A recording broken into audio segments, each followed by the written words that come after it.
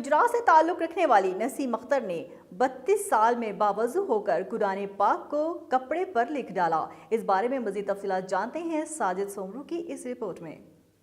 ہم نغمۂ قرآنی پاکستان کی اساس لا الہ الا اللہ پر ہے اور یہی اسلام کا بنیادی سبق ہے، اور سارا قرآن لا الہ الا اللہ کی تفسیر ہے۔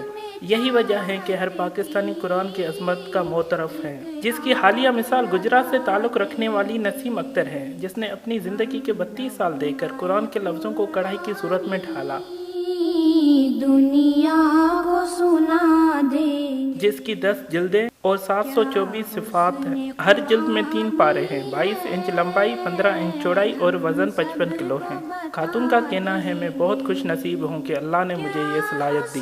خاتون کی خواہش تھی کہ یہ قرآن سعودی حکومت کو تحفے کے طور پر دیا جائے تاکہ مسجد نبوی کی زینت بنے۔ سب کو بتا دیں گے، ہر فرد کو اس کا ہم دیوانہ بنا دیں گے۔